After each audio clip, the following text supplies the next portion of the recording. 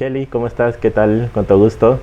El día de hoy ya nos habíamos propuesto hace mucho tiempo atrás hacer esta conversación respecto a temas que estoy seguro que a los youtubers y todos los seguidores de mis redes les va a interesar. Respecto al tema psicológico, ¿no? Tú eres psicóloga, cuéntame, ¿cómo estás el día de hoy? Bien, de antemano, Brayton, agradecerte por esta entrevista. En verdad es una gran sorpresa y muy bonita también poder compartir estos temas contigo, ¿no? Entonces, genial por mi parte y muchísimas gracias. Sí, bueno, agradecerte igual a ti, Kelly, por la disposición del tiempo. Básicamente estoy seguro que a la gente le va a interesar, ¿no? Una de las cosas que a nosotros, digamos, desde el otro lado, como, ¿cuál sería el término? ¿Pacientes o entrevistados? Consultantes. Consultantes. Porque pacientes suena un poco... Sí, ¿no? muy médico. Muy médico, sí. Digamos, en ese ámbito de la psicología, ¿cuál es, digamos, las especialidades que más te consultan, ¿no? ¿Cuáles son los temas de mayor demanda en tu ámbito laboral? Sí, claro. A ver, te cuento. Normalmente son los niños con problemas emocionales, conductuales, pero que tiene mucho que ver también cómo va con la dinámica familiar, ¿no? Y a veces en la consulta vienen la familia para poder ver el abordaje correspondiente de manera mucho más integral.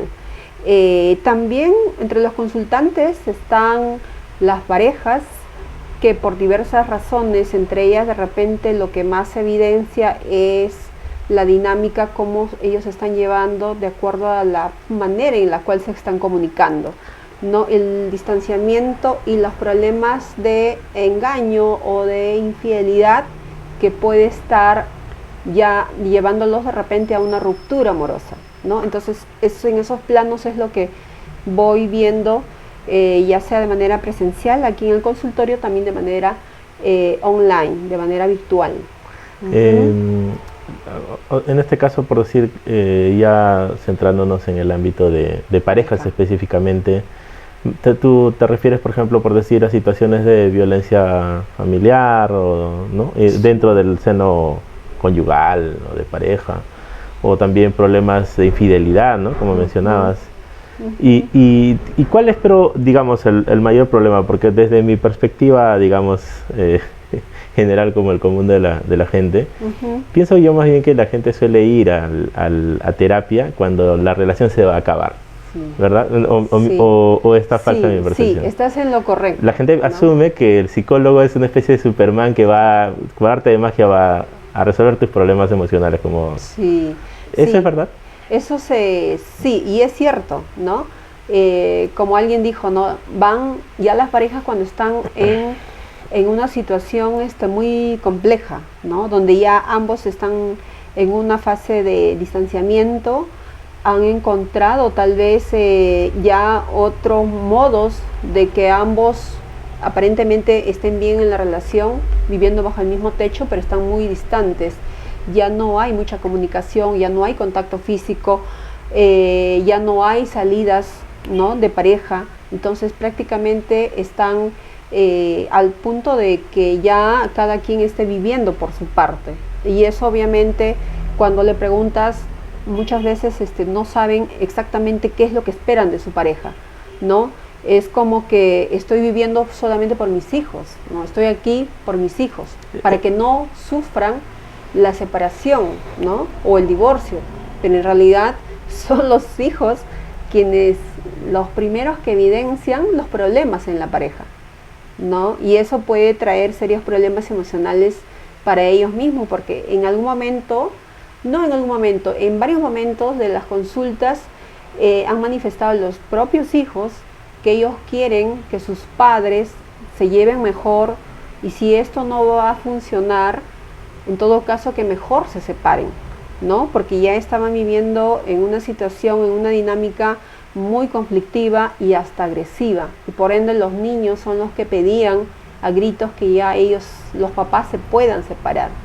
Wow, o sea, como que para que un hijo pida eso, digamos, es que la situación es completamente caótica, ¿no? Así es. Y en esos casos, Kelly, esta situación, porque pienso que este tipo de crisis se podía agravar cuando la gente genera una especie de conexión caótica, en el sentido de que, por decir, quieren separarse pero al mismo tiempo tienen problemas de celos, ¿no? Entonces se separan pero al mismo tiempo no pueden estar sin mucho tiempo sin saber la otra persona.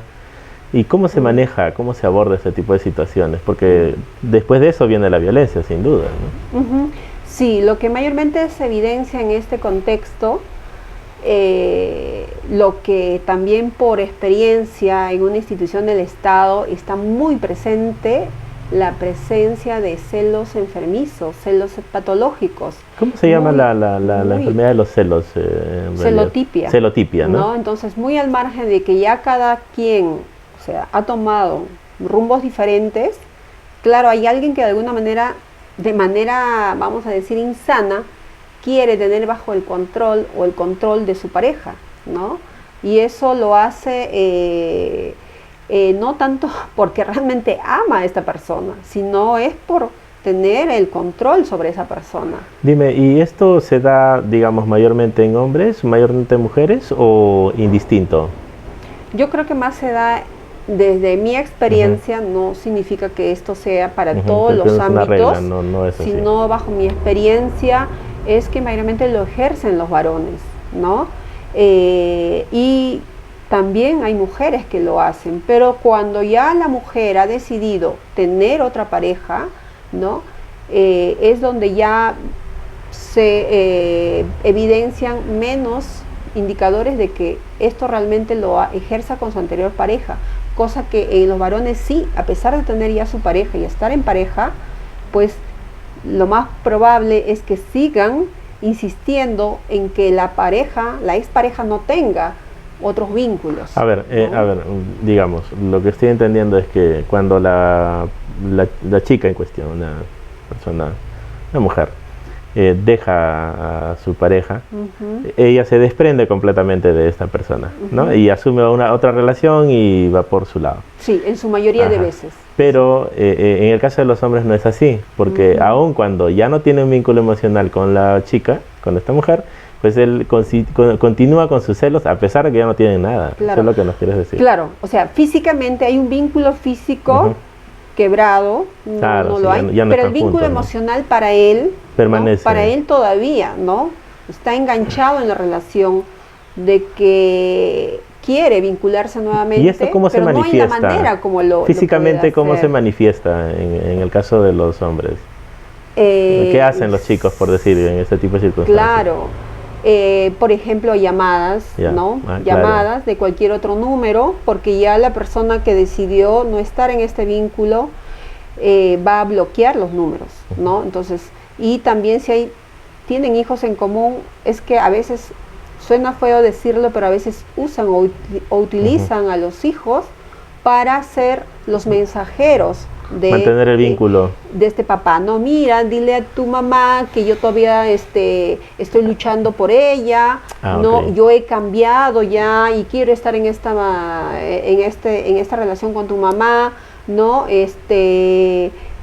O guardarle secretos, ¿no? Pedirle secretos de repente a sus hijos, ¿no? Muy al margen cuando de repente ya están en otro vínculo y que no se entere que ya está en otra relación y le piden a los hijos. Entonces también allí no hay en realidad un querer recuperar a la pareja desde la honestidad, sino más bien con una intención de querer tener el control de que la pareja o la expareja no tenga otros vínculos. Estamos hablando desde lo que yo veo, porque claro. lo que se ha trabajado en el centro de emergencia, ¿no? Y es que creo que a veces también esto funciona, ¿no? O sea, me refiero en el sentido en que cuando presionan a través de los hijos, pues creo que a veces tienen una respuesta favorable por parte de la mujer en este caso, ¿no? Y entonces ellas al ver esta presión pues ceden a esta situación, que creo que es bastante difícil de manejar, en verdad. Sí, es que mucho se desconoce de que los niños, los hijos, en realidad no deberían estar inmersos en esta dinámica disfuncional, ¿no? Entonces los padres utilizan como aliados a los hijos que en realidad pues llevan ellos una gran carga emocional, ¿no? Sacar partido por uno de los progenitores. Yo vi un caso En la pandemia, no sé si tú llegaste a escucharlo, justo acá en el ámbito de Satipo, en el que era lo que tú mencionas, ¿no? Una pareja que ya había terminado, sin embargo la señorita pues ya tenía, digamos, estaba rehaciendo su vida, por decirlo así, Okay. pero creo que tenían 2 hijos y ellos, bueno, el hombre iba, o sea, ocasionalmente a visitarle, como tratando de darle un espacio a la relación que ya estaba prácticamente extinto. Pero en la última ocasión, se le ocurrió revisar el celular de ella, ¿no? Entonces al revisar encuentra mensajes de, digamos, de connotación cariñosa con otra persona. Y esta otra persona pues ya le estaría diciendo pues cosas ya, digamos, del ámbito íntimo, ¿no? de una pareja. Él al ver esto se volvió loco de celos, ¿no? O sea, se encegueció por un momento y terminó asesinándola, ¿no? A la chica. Y entonces en esas circunstancias pues evidentemente nadie quiere un desenlace de esa naturaleza, pero hay celos que son completamente enfermizos, como tú mencionabas, ¿no? Patológicos, que evidentemente este tipo ya lo deben haber llevado pues a cadena perpetua, ¿no? Lo más probable. Pero ¿es posible manejar este tipo de situaciones y cómo evitaría una persona llegar a este tipo de situaciones tan difíciles? Tanto desde la perspectiva del hombre como de la mujer, Kelly. Claro. Como esto no es por un tema muy personal, sino esto viene desde el sistema en el cual nos hemos ido, a ver, como formando, ¿no? Formando generación tras generación por un sistema patriarcal, donde el imperativo es yo hago, ¿no? O tú haces lo que yo digo, ¿no? Tú haces y tú obedeces de acuerdo a lo que yo te diga, ¿no? Y si no, eso significa una rebelión contra la autoridad, ¿no? Entonces, si yo adopto el rol de padre, ¿no? Siendo pareja, soy como adopto el rol de padre, el rol de una autoridad pues autoritaria. Vemos que de repente más aún se agudizan componentes que yo tenga de sadismo, de crueldad en mí, y también aunado de repente a mi narcisismo y a la psicopatía. Lo más probable es que cuando alguien se vaya de mi vida, ¿no? Entonces yo voy a tener, lo más probable es que se activen en mí algunos elementos como los que ya he mencionado, que bajo mi percepción de lo que significa la ruptura de una pareja, entonces voy a empezar a tener pensamientos obsesivos, ¿no? O pensamientos de repente hasta maquiavélicos. Creo que también le llaman pensamientos rumiantes, ¿no? Que aparecen de vez en cuando. Sí, los rumiantes sí son, ¿no? Los pensamientos obsesivos. Estoy encapsulado a tener esos pensamientos, ¿no? De que nadie me puede abandonar, nadie puede romper conmigo. Y si alguien lo hace, y si he escuchado cómo ellos hablan, ¿no? Claro, felizmente no son todas las personas, hay un porcentaje de la población que tiene esa manera tan, vamos a decir, tan cuadriculada, ¿no? Y extrema también de concluir de esa manera, ¿no? Entonces, una ruptura para esta persona puede significar el caos, ¿no? Que realmente su hombría puede verse afectada. Entonces, como ya tenemos en cuenta cuáles son esos mensajes imperantes desde muchos años atrás, entonces esto lo puede tomar en realidad como un desafío y que nadie podría culminar, romper o no tener una ruptura para que esto se dé. Entonces se van dando estos factores y en realidad no le va a importar mucho si es la madre de sus hijos, claro, ¿no? Y con quién dejar de repente si es que acabara con su vida de esta persona, o sea, no le va a importar. Entonces solamente el objetivo es claro para esta persona y es donde lamentablemente se dan estas situaciones. Pero ¿cómo en este caso encontrar una salida, por decir, a poder desistir de todo esto? Porque estoy seguro que de todas maneras, a pesar de que, digamos, exista ese clima machista, ¿no?, patriarcal que tú mencionas, no es fácil para la persona que está atravesando esa crisis, ¿no? Tanto para esta persona que está en esta situación, el hombre, vamos a decirlo así, como para la mujer. Pero Así ¿cómo es. podría abordar esta persona, o qué, digamos, qué ejercicios podría realizar, mentales evidentemente, o quizás también físicos, ¿no? ¿Qué es lo que tú sugerirías en estos casos? Primero, y yo considero que siempre inculcar desde niños, ¿no? Desde niños, cómo vamos reconociendo nuestras emociones, y darle nombre a eso que sentimos, ¿no? Por ende, un papá, una mamá también tiene que tener mayor información acerca de cómo manejar su ira, manejar su frustración, ¿no? Manejar sus miedos, ¿verdad? O sea, la clave está en la niñez. En cómo tengo que tener mayor educación emocional. Si los padres perciben o se dan cuenta que le es difícil manejar su ira, entonces sería mucho mejor tener información oportuna para ir reconociendo qué es lo que vamos sintiendo, darle nombres a eso que sentimos. Porque muchas veces en consulta también vemos esto, ¿no? ¿Y cómo te sientes? Bien. O sea, el sentirse es, me siento alegre, me siento contento, me siento con miedo, me siento triste, me siento enojado, digamos, frustrado. Todas las tonalidades que tiene una conducta o una emoción. Si nosotros le damos nombre y desde pequeños le decimos, mira, hijo, lo que tú estás sintiendo es miedo, o es enojo, frustración, o ira, enojo. Incluso decepción, ¿no? También. O decepción, porque no te permití que comas chocolates, ¿no?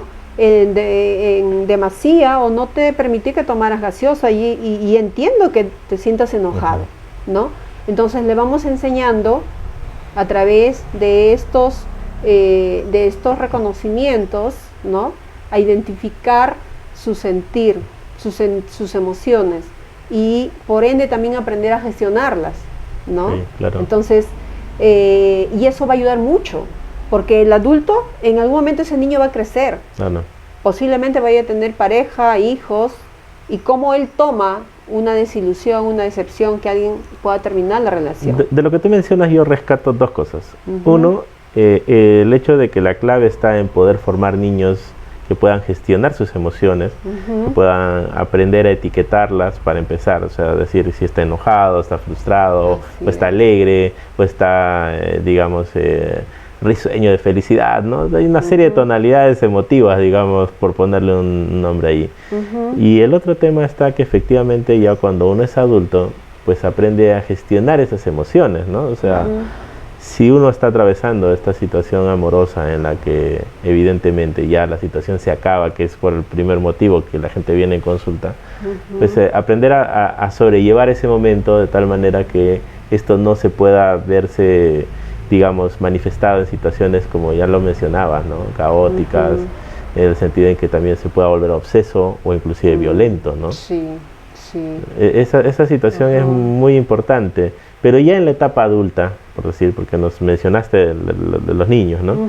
Pero ya en la etapa adulta, muchos niños no han tenido la oportunidad, o quizás han tenido padres que han podido enseñarles este tema.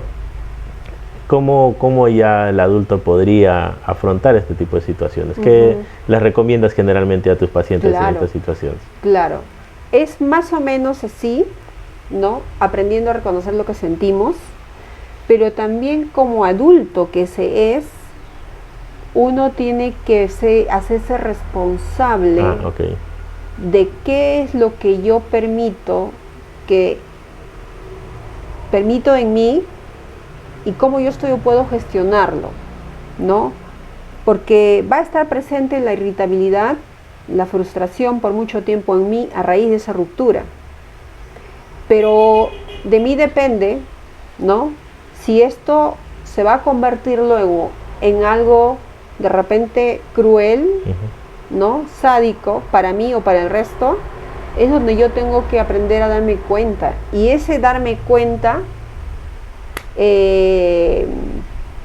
no es tan fácil, ¿no? No es tan fácil. Por eso, el contar con información, es decir, mientras tú te encuentres frente a un problema, es buscar ayuda. Ayuda con una red social de amistades, ¿no? O con una red familiar idónea, y si no cuentas con todos estos elementos, buscar ayuda profesional, ¿no? Pero la idea es no quedarte estancado en esto. Ok, sino buscar la ayuda necesaria para que tú puedas ir reconociendo qué puedes hacer frente a esa situación. Creo que uno de los problemas que nos cuesta entender en esta situación también es el hecho de que, así como existen emergencias físicas, por decir, uno se accidenta con un auto o hay de repente un incendio, uno llama a los bomberos. Pero cuando hay una emergencia emocional como este tipo de cosas, uno necesita estabilizarse en un momento dado, pienso yo. Y es lo que tú dices, ¿no? Recurrir a los amigos para poder desahogar esa frustración, o quizás con la familia, o en el ámbito, digamos, ya de lo necesario, o recurrir a un profesional. Aunque yo creo que ir al psicólogo siempre sería, digamos, dentro de esa línea de factores también en un primer orden, recurrir a un psicólogo, ¿no? Porque a veces buscar experiencia, digamos, experiencias pasadas en muchas personas, pues, digamos, de alguna manera, pues a veces como que no sirve, ¿no? Como lo que se puede decir a ojo de buen cubero, te recomiendan hacer una cosa u otra y agrava más el problema, ¿no? Claro. Digamos, especialmente como tú dices, quizás los hombres somos mucho más impulsivos en querer buscar, digamos, respuestas, o un amigo te pueda decir, oye, la chica te acaba de cortar, y lo primero es, no, pero anda, búscale para que te diga la razón, cuando precisamente te ha cortado porque ya no quiere que vayas y frecuentes, ¿no? Y haces precisamente lo contrario porque alguien te sugirió que lo hagas. Claro. Y probablemente en esa búsqueda termines encontrando que evidentemente ya la persona quizás está en una relación distinta, y eso evidentemente va a desencadenar probablemente incluso en ese momento una pelea, por decir, ¿no? Sí, ¿no?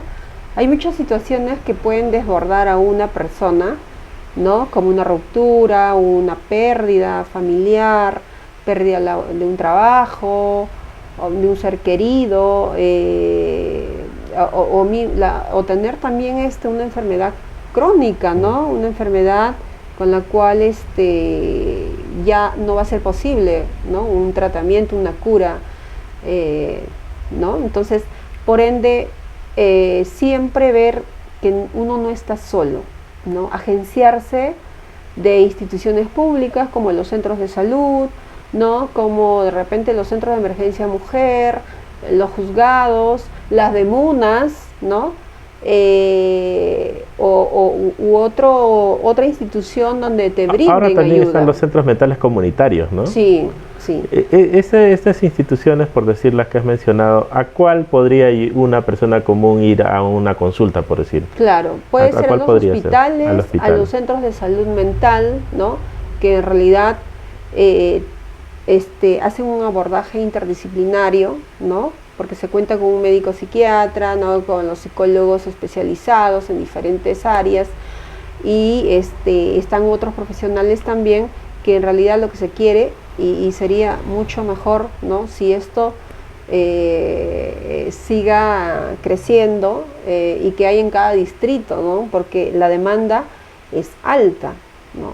Y la necesidad, ¿no? De los lugares, de las personas que viven en lugares más recónditos, en realidad no llega, ¿no? Y ellos, justamente por la lejanía y la demanda económica que también amerita atenderse en un centro de salud, a veces no es viable, ¿no? Y por ende a veces se padece mucho, ¿no? Entonces creo que la salud mental debe estar para todos, debe ser accesible para todos, y de esa manera yo creo que al tener mayor información, ¿no? Una persona va a poder también tener un mejor bienestar, ¿no? Mejor cuidado de su ser, los autocuidados que merecemos todos, y cuidarnos a nosotros, ¿no? Lo que pensamos es importante, lo que comemos es importante, ¿no? Entonces eso ayudaría mucho al alivio, ¿no? Al alivio, al malestar que podríamos estar padeciendo en ese momento.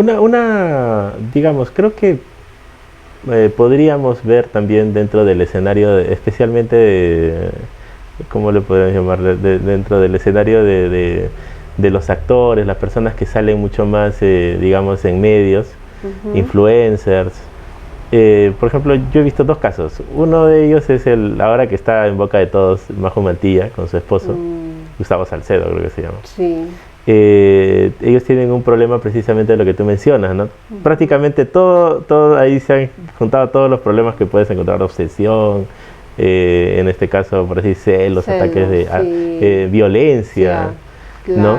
Y me parece que todo eso está mal gestionado, y además con este mediatismo que hay de tener que ponerles la cámara prácticamente en medio de la casa, complica más aún este problema, ¿no? Y el otro, por otro lado, también uno de los que, digamos, de alguna manera estaba también en algún momento en boca de todos era el caso de Cristian Domínguez. Pero ¿por qué te hago este paralelismo? Porque a veces la gente olvida de que querer imponer, como tú mencionabas de antes, plantearse la idea de que, bueno, si no es conmigo no es con nadie, o que nadie se va a burlar de mí, ¿no? Genera una especie de resentimiento, ¿no? Yo sé que las personas podemos generar algún tipo de actos que puedan de alguna manera generar fricción. Creo que es inevitable que dos personas se junten, muchas veces uno está con la familia, uno se enoja. Sí.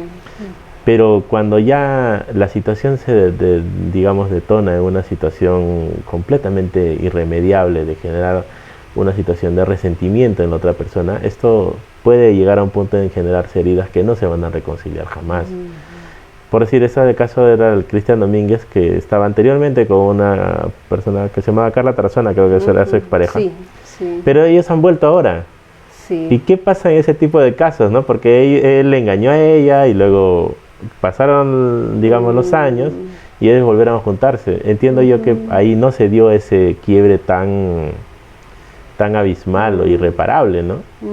Y eso podría estar pasando ahora recientemente también, más que nada en las parejas actuales, ¿no? Claro. Desde tu experiencia, ¿sucede eso constantemente? Sí. A ver, bueno, ahorita no tengo exactamente los porcentaje de cuántos vuelven a retomar la relación, pero es alta, ¿no? Es alta porque recordemos que con la persona que sostuvieron una relación de largo tiempo, se conocen bien, ¿no? Y si fue por un tema de infidelidad, ojo, que se fue esta persona con esta, vamos a decir, con esta mujer, porque estamos hablando de los hombres en este caso, claro. Es donde la actual pareja, ¿no? Van a tener muchos conflictos por la desconfianza, ¿no? Ya, okay. Porque si hay hijos de por medio, ¿no? La pareja, el esposo, ¿no? O el conviviente va a ir a visitar, ¿no?, a los hijos del anterior vínculo que han tenido, y esta persona que está, ¿no?, aquí, lo más probable es que desconfíe y diga, así como, ¿no?, así como fue infiel en la relación de pareja conmigo, lo más probable es que también me sea infiel ahora con su esposa o ex esposa. Entonces, en realidad se crean muchas escenas de miedo, de temor, ¿no?, y fantasías también con respecto a ello, y al final terminan pues separándose. Y como ya se dio la separación, es donde el cabo de promedio dice de 2 años, nuevamente van a querer retomar la relación con la anterior pareja, ¿no? ¿Por qué? Porque por este factor que te menciono. Ya tienen, ¿no?, hijos, o hay un arraigo, sí, digamos, bastante fuerte. Exacto, ahí, ¿no? ¿Por qué? Porque terminaron mal, ¿no? O sea, empezaron mal, ¿no? Empezaron mal en esta relación, y lo que inicia mal, lo más probable es que terminen mal, ¿no? Entonces, por ahí se da. Pero si hay un tema, por ejemplo, de violencia, ¿no? Violencia, que también se da en otros aspectos, se crea una dependencia emocional. Por la violencia. ¿No? Por la violencia, ¿no? Porque ya, a ver, las personas están en esta situación de violencia, de agresión, pero más se puede decir denominar violencia, porque hay factores, ¿no?, factores internos, factores de riesgo de la persona, ¿no?, que está en esta situación de agresión. Entonces, hay predisponentes que hacen que mantenga esta relación de dependencia con alguien que es violenta, ¿no? Y le va a ser muy difícil poder salir de esta situación. ¿Es por ese ciclo de la violencia el que le llaman? Sí, también, ¿no? Pero también va a depender mucho de sus nivel de autoestima, de su dinámica, de su tipo de apego, de cómo esta persona, hay factores internos que de alguna manera hace que todavía permanezca en esta situación de violencia. Lo que he visto que me parece algo, en realidad, no sé cómo calificarlo, pero las personas a veces, como tú mencionas, por decir, dentro de este nivel de ciclo de la violencia, suelen generar un apego precisamente porque en algún momento de este ciclo de la violencia se da el paso a la reconciliación, que es como un aliciente, ¿no? Sí. O sea, digamos, la relación se genera bastante cordial, luego se estalla la crisis, y luego de la crisis, pues las personas se reconcilian, perdonándose o ¿no? generándose digamos, alguna muestra de cariño. Y esta muestra de cariño es, digamos, como decir, el tesoro que tenemos que seguir encontrando constantemente. Y ese ciclo es así, y no se puede salir de eso, ¿no? Claro, la fase de la luna de miel, ¿no? Ajá. Estamos allí, ¿no? Claro, pero es una relación muy, muy dañina, ¿no? Sí, claro, pero lo que me parece enfermizo en eso es que la gente se adecúa a eso solo por llegar a esa fase constantemente. Claro. A Dios gracias, lo que he visto es que las personas deciden salir, ¿no? Cuando ya ven que su salud física, su integridad física se ve afectada, ¿no? Y muchos llegan a la consulta diciendo, señorita, en realidad yo ya no quiero porque la próxima, ¿qué será de mí? Si eso hizo ahora, ¿no? Por si llegar a los golpes, tal vez. Claro, ya yo nunca pensé que lo iba a hacer, pero ¿qué será la próxima? Entonces, realmente yo no quiero que alguien, ¿no? me haga más daño. Entonces, y eso es muy alentador, ¿no? Claro, que la gente a veces decida poner freno a eso. Lamentablemente, a veces lo hacen después de 10 años, 15, 30, 40, 50 años, pero como que a veces ese despertar, ¿no? Y esa conciencia que tienen para poner ya un límite, a veces no es inmediato, ¿no? Va a depender mucho de su tipo de apego, de qué es lo que favoreció tener un vínculo sano en su niñez, con sus figuras más representativas, ¿no? Por ejemplo, si vivió en medio de caos, en una familia caótica, ¿no? disfuncional, va a ser normal para esta persona también vincularse desde ese sistema, desde esa modalidad, desde esa manera de vincularse. Le va a parecer normal, ¿no? Entonces, por eso decimos que en un momento, ¿por qué? Y se critica mucho y se juzga, ¿no? de manera a veces muy, muy, muy injusta las personas. ¿Por qué permiten tanto? Porque justamente ya se viene con carencias emocionales, ¿no? Carencias afectivas que no recibieron en un amor sano, ¿no? Fueron criados de repente hasta por vecinos, por padrastros, un familiar, y a veces solos, ¿no? Y a veces muy solos, ¿no? Mi mamá me dejaba con la vecina, se iba todo el día a trabajar y me dejaba con un vecino, con un tío, y a veces lamentablemente estas personas también son carentes de afecto y no le están brindando los cuidados necesarios, y es como que toma tu comida, o sea, toma tu comida, tienes tu comida, ve a estudiar, tienes tu zapato y suficiente. Se piensa de esa manera que es suficiente para criar a una conformándose persona con poco, digamos. Exacto, o sea, lo material ya, ahí está, pero la parte afectiva, la parte de contacto, la parte de abrazos, la parte de conectar con esta persona, de sus malestares, no está presente. Kelly, lo que nos quieres decir en todo caso en estas situaciones es que la niñez marca mucho igual, y al igual que para las personas que no pueden controlar algunas digamos, algunos movimientos, algunas facciones, algunos actos, ¿no? Son impulsivos. De igual manera también para poder vincularse con alguien, la niñez marca mucho respecto a la forma en cómo ha sido querido, por quiénes ha sido tratado, cuáles han sido, digamos, las satisfacciones o traumas que pudo haber tenido. Claro, así es. Y reconocer eso no es algo tan sencillo al parecer, porque juzgarse a sí mismo, la gente pues todo el mundo piensa que es normal, ¿no? Exacto, ¿no? O sea, ¿por qué permite tanto esta persona? Claro. Pero tenemos que ir detrás de su historia personal, ¿no? Tu historia no va a ser Claro, la misma sí. que mi historia. Pueden haber nacido también y ser hasta mellizos y gemelos, pero cada uno Tiene una perspectiva diferente. Exacto, hasta por su tipo de personalidad, ¿no? Hay personalidades mucho más adaptables, otras personalidades con tendencia a la melancolía, otras personalidades con tendencia a ser más resilientes, ¿no? Mucho más empáticos, más risueños con la vida, etcétera. Entonces, van a depender de muchos factores, ¿no? Que pueden ser factores amortiguadores también de impactos, ¿no? Y otros que no lo sean tanto. Entonces, uno no puede medir a todos con la misma vara y reducir, Claro. pues. ¿Y ahora ¿no? qué pasa, Kelly, por decir, cuando ya en este caso, digamos, hemos podido ver que efectivamente dentro de tu consulta tú recibes pues permanentemente situaciones que ya están, digamos, en una situación crítica sumamente compleja a veces de resolver, en la que las personas tienen que reconocer que tienen que manejar algunas cosas, y en algunas otras situaciones en que definitivamente la separación es la mejor alternativa para ellos, ¿no? Sin embargo, ¿qué pasa, por decir, cuando una persona es víctima de violencia dentro del hogar y no dentro de la relación sentimental y no puede salir de ese círculo de la violencia? Creo que una de las cosas más, digamos, igual, ¿no? Dentro de la experiencia que yo he podido ver, es que es la sensación de que la persona es vulnerable frente a la otra, ¿no?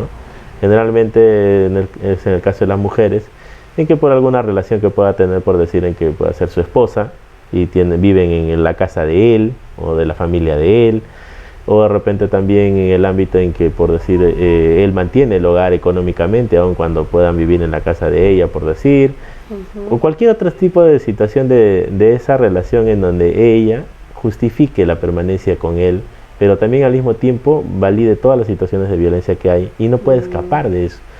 De tal manera que dar el paso para salir de esa relación sea muy muy difícil. Y lo que es peor en el otro tipo de situaciones, como tú sabes, yo soy abogado, por decir, es tener que poner las denuncias correspondientes.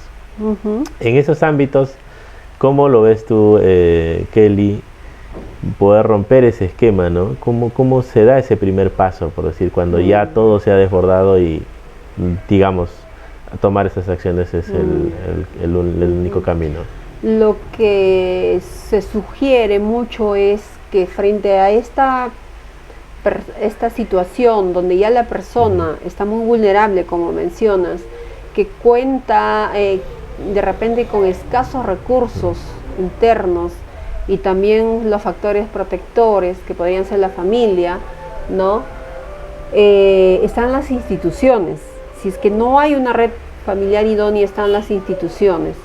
Que la persona se permita ser ayudada, ¿no? Porque bajo ese contexto las personas se sienten que están muy solas, que nadie las va a poder ayudar ni entender, y es cierto, ¿no? A veces llegan a poner la denuncia y se sienten juzgadas. No es que se sientan, son juzgadas, ¿no? Y la idea es que esta persona en realidad confíe en el sistema de justicia, ¿no? Confíe en los operadores de justicia, y que realmente entendamos más qué hay detrás de esta persona que está siendo agredida. O sea, digamos, se ponga fuerte, digamos, para poder, porque aun cuando uno, digamos, busque apoyo, pues el apoyo pues no es tampoco tan fácil de llegar, digamos. Claro, ¿eso? claro, y las personas por sus mismas vivencias, cuando deciden buscar ayuda frente a un familiar, los familiares van a juzgarla muchas veces, okay. ¿no? Entonces como que se va a sentir más sola aún. O tal vez si has pasado a este punto es porque algo estás haciendo mal, Claro, o porque seguro tú le estás dando celos. Sí, es cierto, ellas mismas lo indican, ¿no? No quiere que me separe, señorita, porque es mi culpa que yo haya elegido a alguien así. O sea, yo tengo que ya estar con él para siempre y para toda la vida. Mis hermanos, mi mamá, mi papá, todos le apoyan a él, le creen a él. Entonces, yo no puedo hacer nada aquí, ¿no? O sea, si me han dicho, ¿para qué vas a salir de allí si estás ahí bien con tu marido? ¿no? Entonces, quédate, tú lo has elegido, es el padre de tus hijos y tú tienes que ver muy bien. ¿Qué va a decir la gente? Hijos. Sí, ¿no? Pero más en este contexto donde nos encontramos es, o sea, tú tienes que ver por tus hijos. ¿Quién va a mantener el hogar? ¿No?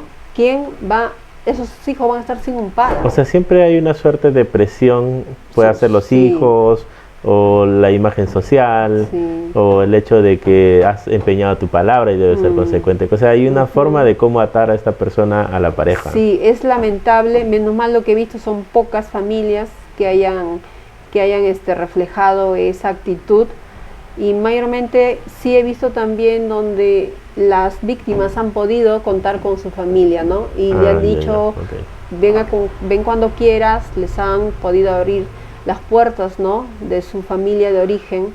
¿Qué instituciones son las que están, digamos, en este caso comprometidas en el ámbito de este tipo de situaciones, de proteger a las víctimas?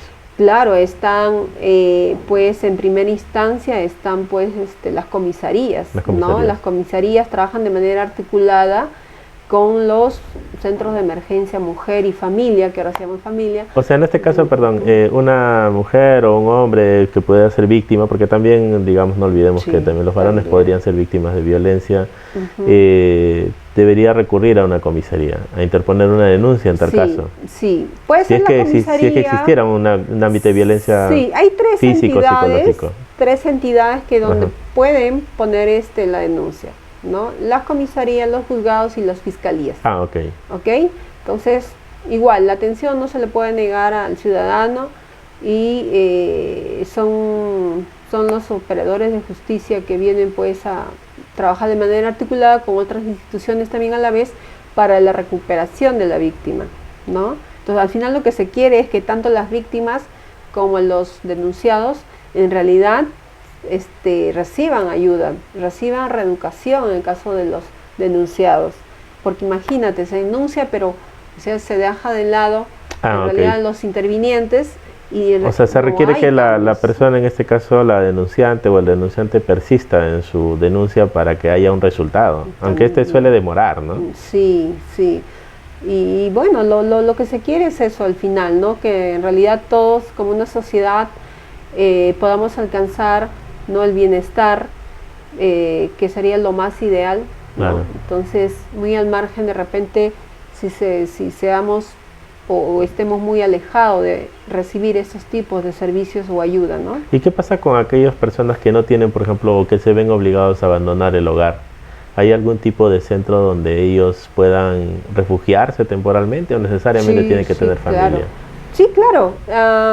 Hasta donde yo sé, ¿no?, es que aquí en la provincia sí se cuenta con un refugio temporal, ¿no?, y también en el distrito de Mazamari, ¿no?, para el caso de las mujeres, ¿no?, mayores de 18 años, claro, y acá niños y adolescentes. Digamos que en el ámbito nacional también, eventualmente en cualquier ciudad podría haber un centro de refugio temporal para, digamos, víctimas de violencia. Sí, eso es genial, ¿no? Eso es genial, y que también allí reciben la terapia especializada. Antes no se contaba con eso, creo, ¿no?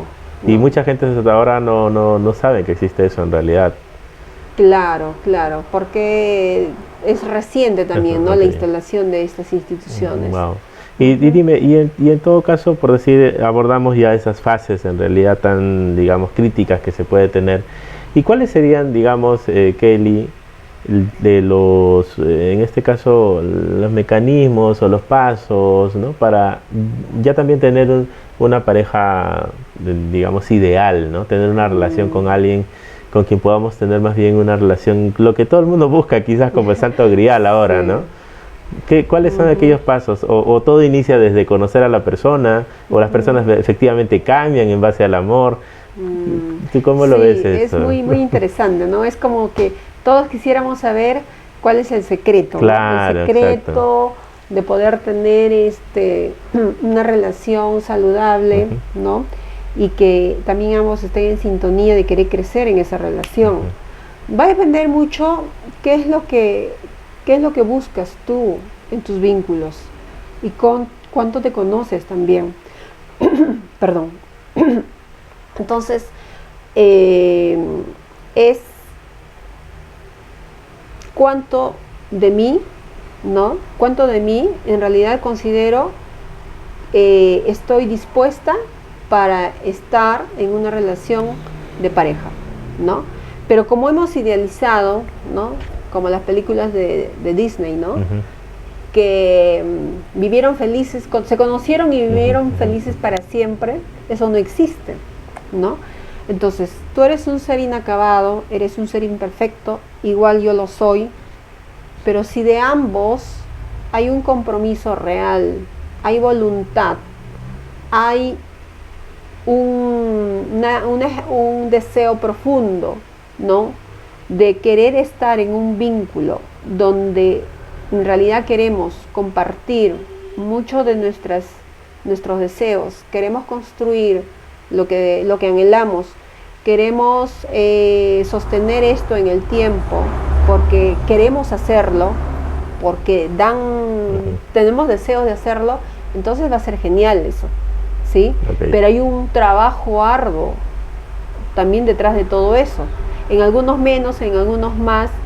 ¿Por qué? Porque siempre lo que miramos en la pareja es que sea la persona que adivine hasta nuestros deseos y pensamientos, ¿no? Pero perdóname, y ese digamos, ese hábito lo he visto más en las damas, más que en los hombres, ¿eh? Es como que quisiera, o quizás desde mi perspectiva también me puedo estar equivocando por eso, pero es que como que las señoritas quisieran que uno específicamente pueda adivinar efectivamente qué es lo que está queriendo en ese momento, o qué es lo que hay que hacer, o qué es lo que hay que comer, o a dónde hay que ir. Y es bien complejo eso porque uno no es adivino, claro, ¿no? Y detona crisis a veces innecesarias. Claro. Es como yo tengo las habilidades y cuánto he desarrollado de mis habilidades comunicacionales, ¿no? Si soy una persona parca, que alguien me hace una pregunta y como que me aburre contestar, que solamente hablo doy respuestas escuetas, muy breves, claro. Y digo, pero ¿por qué me hacen mucha pregunta? Entonces me irrita la pregunta, me irrita que me hagan esto, que me irrita, o sea, mi actitud no es favorable para estar en una relación, obviamente mi relación se va a terminar, ¿no? Entonces tenemos que tener también parte de nuestro ser es cada vez ser más atractivo, no solamente en la parte física, sino también en cuanto yo puedo encantar con mi manera de ser, ¿no? O sea, ya como eres como persona, digamos. Claro, desarrollar mucho más ese ámbito más interno, más personal, ¿no? Porque a nadie creo que le gustaría estar con una persona irritable, una persona muy, muy rígida, ¿no? Mentalmente. O de repente sí lo hay por ahí, pero muy escasamente. Entonces todos vamos a rehuir de una persona con ciertas características, y lo que deseamos es que alguien sea muy alegre, muy de repente con mucha capacidad de tener buen humor, que fluya, ¿no? Que sepa alguien ser muy honesto, digamos. También, ¿no? Ser muy honesto, una persona transparente, pero con algunas virtudes que de repente vamos a poder también concordar, ¿no? Entonces, como decía y se escuchaba antes, ¿no? Compatibilidad de caracteres, ¿no? Y eso es importante, claro. ¿No? Imagínate, a mí me gusta de repente, no sé, despertarme a las 11 de la mañana, ¿no? Y tú eres muy metódico y dices, no, a las 5 me levanto, hago ejercicio, actividad física. ¡Wow! Vamos a tener muchos problemas ahí, ¿no? Claro, yo como, no sé, me alimento de comida chatarra y tú no. O sea, ya, sí podríamos trabajar en eso, pero nos va a costar mucho más. Y como hoy en día se suele ver que el inmediatismo y la rapidez con que las cosas fluyen y queremos conocer a nuestra pareja en un mes, y si no funciona, chau chau, también estamos en ese ámbito, ¿no? De que si no fluye, no va, ya, chau. Pasa un tiempo y estamos con otra pareja y vamos conociendo así muchas personas. He escuchado ese tema del ámbito del inmediatismo, y en verdad, aunque la gente, y quizás ahora no nos vamos a detener en eso, pero efectivamente es un efecto que está haciendo que las personas queramos todo, pero ya, cuando evidentemente todo esto implica pues un proceso, en realidad conocer a las personas es un proceso, desapegarse de igual manera. Exacto. Y en ese ámbito pues estamos en una volatilidad tan álgida, tan rápida, y como tú mencionabas, ¿no? Conocemos a tantas personas en ese ámbito. Me parece mentira, pero tengo una teoría personal respecto a ese ámbito, por decir, en el sentido en que quizás esto nos va a llevar a un punto primario de las personas. ¿En qué sentido? En el sentido en que cuando uno conoce a alguien, ya nos vayamos al tema energético, o sea, es decir, ese no sé qué que tiene esa persona que te atrae, que no sabes exactamente qué es. Y yo he visto parejas, tanto personas que yo conozco de manera directa, tanto también en el mundo, digamos así, de la mediáticas, personas mediáticas expuestas a los medios, en que estas se han vinculado de manera muy fuerte, ¿no? Muy, muy fuerte. Y uno dice, pero ¿qué es lo que hace? ¿Cuál es esa magia que hace que estas personas se vinculen por encima de todo eso y puedan superar cualquier obstáculo que se venga, ¿no? Por decir, una de esas parejas, no me dejarás mentir, es Magali Medina con el notario, con el notario Alfredo Zambrano. Sí. Ellos son una pareja, yo diría, muy disfuncional. Inicialmente se peleaban, creo que cada una vez estaban bien un año y luego se separaban. Luego otra vez otro año y luego se separaban, ¿no? Y ahora me parece que están, digamos, de alguna manera estables, pero supongo que de todas maneras debe ser bien difícil tener digamos, un trato. Ambos deben ser muy ególatras. Uno es notario, el otro es, digamos, un funcionario de alta, digamos, de alta gama. La otra ya también es personaje de televisión igual, ¿no? Entonces debe ser bien complicado lidiar eso, pero aún así están juntos, ¿no? Claro. ¿Cuál será esa magia que los vincula? Claro, yo creo que de promedio debe estar los compromisos, ¿no? Los compromisos.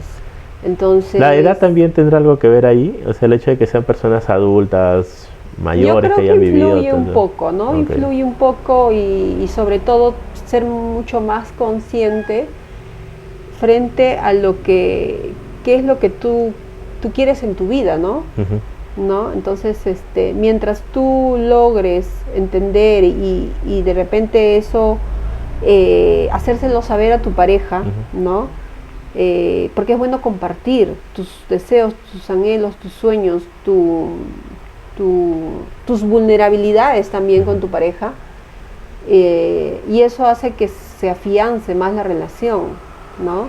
Entendiendo también que siempre la elección va a ser a diario, ¿no? Entonces yo te elijo como pareja, ¿no? A diario, no es que te amo, y ya te dije te amo ayer, pero no te voy a decir te amo todos los días. Entonces eso como que no puede calzar tanto para que sea una relación más estable, sino que es esta manera de cómo enamora a esa persona, que debe estar presente siempre, ¿no? No es que ya, como alguien escuché decir, ¿no? Alguien dijo, pero si ya nos enamoramos cuando estábamos saliendo, claro, ya esa paz ya pasó, ¿no? Y yo, ¿por qué tengo que estar enamorándola todos los días? Ya tenemos como 15, 6 años, ¿no? 15, 16 años aquí, y ya esa fase ya pasó. Estamos en otra etapa ya de ser hasta abuelos, y yo no voy a estar ¿no? En esa fase de enamoramiento. Pero no. Ojo que esto entonces, pero esto también es un papel que va en viceversa, no tanto la fase del enamoramiento va del hombre hacia la mujer como de la mujer hacia el hombre, ¿no? Claro, entonces ese componente mágico, mágico podría decirse, no debería escasear, no debería faltar, ¿no? Y eso viene como a ser la parte que nutre también la relación, claro, ¿no? O como regar una plantita. No dejar de perder el interés por mi pareja, ¿no? Claro, o sea, ambos allí, ¿no? Y en ese ámbito yo creo que, digamos, a manera de conclusión, ya Kelly nos has enseñado muchas cosas ahora. Creo que una de las cosas es el hecho de que, digamos, la crianza de los niños refleja mucho en la actitud o el comportamiento que las personas adultas demuestran ya en esa etapa. Por otro lado, también hemos aprendido el tema de la gestión de las emociones, ¿no? De que podamos en un momento de crisis poder refugiarnos en el calor del amor que podamos tener con las amistades o también con la familia, o en el peor de los casos buscar ayuda profesional para no incurrir en situaciones que quizás nosotros, tanto el hombre como la mujer, podamos arrepentirnos, ¿no? Hemos visto casos también muy, muy tristes en ese ámbito. Finalmente también respecto al hecho de cuáles, digamos, son los hábitos que tienen las parejas saludables, ¿no? Uno de ellos, lo que acabamos de mencionar, que es el hecho de poder manifestarse cariño constantemente y que este debería ser entre ambos. Sí, me ¿no? has hecho recordar, justamente John Gottman, ¿no? Ya. Es uno de los grandes, vamos a decir, maestros, ¿no? Todo lo que hizo pues en su laboratorio del amor, Ya. ¿no? Donde trabajó con muchas parejas y al final da estas sugerencias, ¿no? Claro. O sea, acabas de mencionar este aspecto muy importante, que nunca debe faltar las caricias, el contacto físico, Wow. ¿no?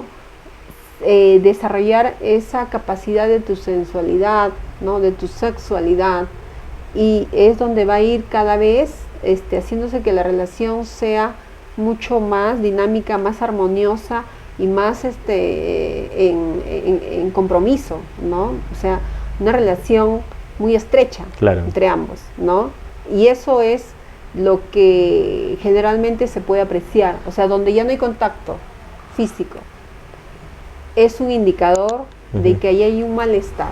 Algo está ocurriendo en esa pareja. Ahora, quizás también una de las cosas que creo que podríamos ir concluyendo es el hecho de que ninguna relación, digamos, podría decirse que esté escrita en piedra, ¿no? O sea, lo más proclive que pasa con las relaciones es que pueden terminar en algún momento, por la razón que pueda pasar, simplemente las personas se cansan, o que pueda haber otra persona, pero que sin embargo tendríamos que aprender, porque son males de nuestros tiempos, no estamos en 1900, pues, ¿no? Definitivamente, en que de todas maneras siempre tenemos que aprender a respetar la voluntad de las personas, ¿no? Así es.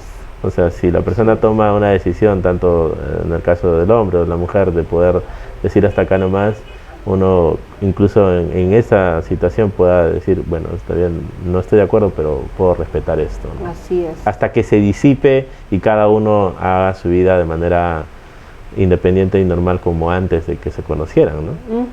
Sí, sí, es darnos el permiso de saber respetar los límites y aprender a reconocer que si algo no está funcionando en la relación, poder buscar ayuda, ¿no?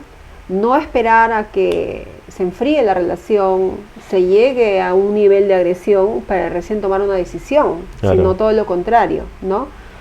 Entonces, y eso justamente son las parejas más prósperas, las parejas que tienen mayor futuro, donde ambos encuentran soluciones rápidas, ¿no? A algún tipo de malestar que pudiera estar ocurriendo en la relación, ¿no? Y no se centran en que la culpa la tienes tú, o hay alguien que está aquí haciendo que la relación no funcione, ¿no? Entonces, no, ellos son agentes para el cambio en su relación, son los que buscan la ayuda necesaria para poder realmente hacer que la relación funcione, ¿no? O sea, vaya, y no esperan todavía que la relación se encuentre en UCI, en cuidados intensivos, para recién actuar, sino desde lo...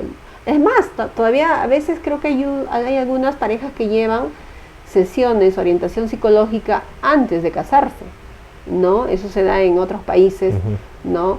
Y sería genial, ¿no? O sea, me voy a casar con alguien, pero sé cuáles son sus rasgos de personalidad, cuáles son sus fortalezas, cuáles son sus debilidades, cuáles son sus adicciones o posibles adicciones y cuáles no.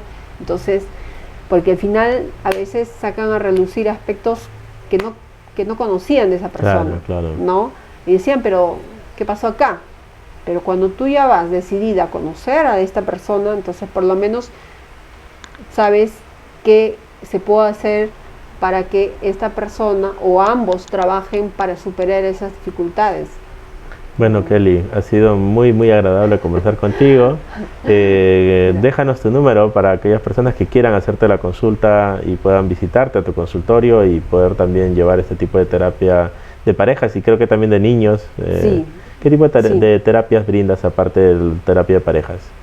Bien, terapia familiar, terapia individual, niños como en adultos y adolescentes, en relación a los problemas emocionales, ¿no? Entonces, esto es sobre todo la intervención que hago y bueno, mi contacto es el 968-673207.